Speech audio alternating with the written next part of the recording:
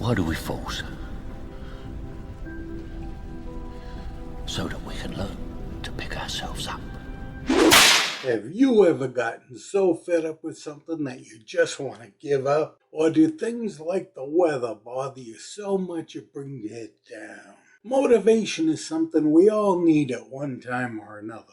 Personally, my health and age prevent me from doing the things I could in my 20s and 30s. There are days when I just feel down.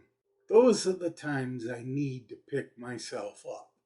All of us who enjoy this hobby have those times when, let's face it, we just don't have as much fun as we like.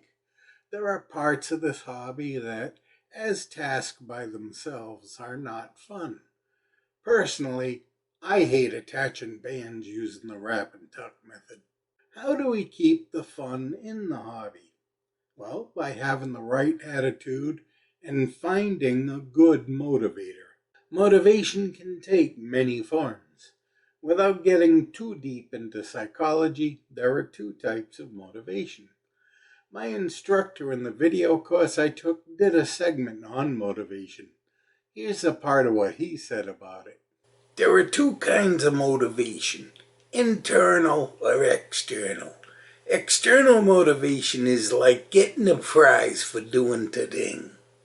You know, like if you carry out an order, the boss pays you or lets you live. The internal motivation is a lot harder to find. I'm not aware of anyone I know getting paid to shoot a slingshot, but I do see examples of external motivation. The most common form is what I call the attaboy effect. That's when you're with someone and shoot a target and they go, "Attaboy, what a shot." If you make a video of it, you get continuous attaboys through the number of views, subscribers, and comments. But external motivation only goes so far. To get through the daily grind, so to speak, we need that internal motivation. For instance, I hate attaching bands with the wrap and tuck method. Why? First, I don't have a lot of dexterity in my hands, so the coordination required for holding the frame and wrapping at the same time can be an aggravating experience. And aggravation is not fun. Secondly, I just plain suck at it. Almost every frame I've attached by that method comes loose before the bands ever snap. I've tried a variety of wrapping materials and nothing seems to work for me. As a result, I tend to use frames with clips, so I don't need to do the wrap and tuck. But that's just a stopgap measure. It doesn't fix the problem. I need to get better at it. But I digress. As I was saying, to get through the daily grind, we need that internal motivation. The instructor in the course addressed this topic with this statement. The problem most shooters have is staying motivated.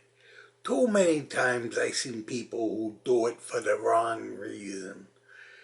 If all you're looking for is the reward at the end, you're missing the boat. Sure, we want the reward at the end, but you ain't gonna get there without doing what you need to get there. You shouldn't be crying about stuff like, "Oh, I'm not as good as that guy."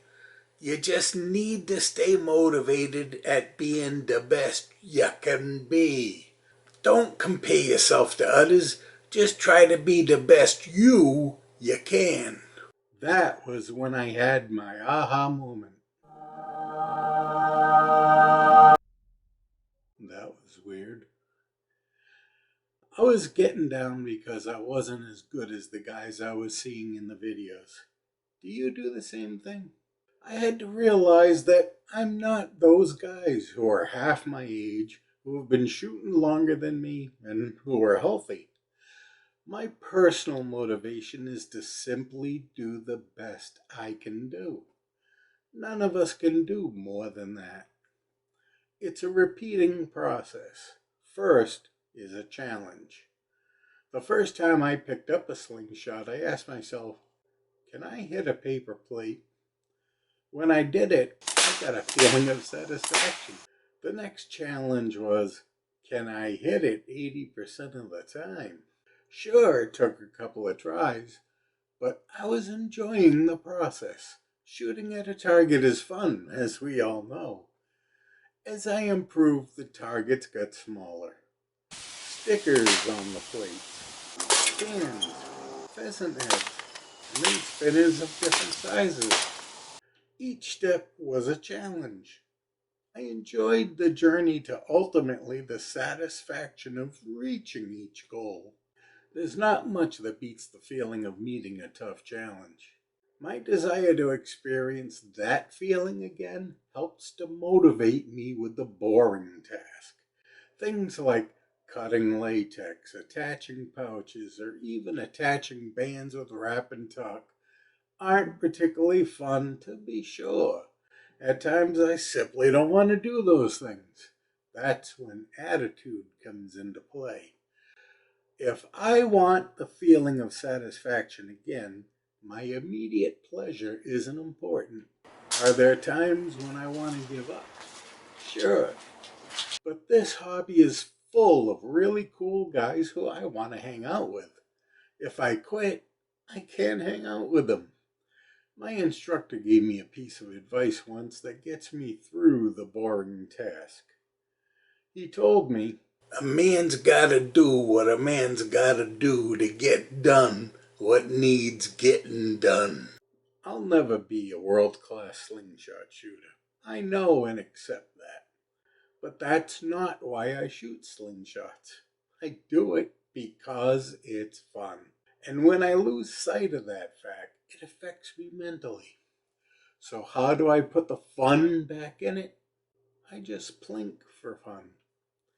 No measured 10 meters, no catch box, no timers, no counting shots.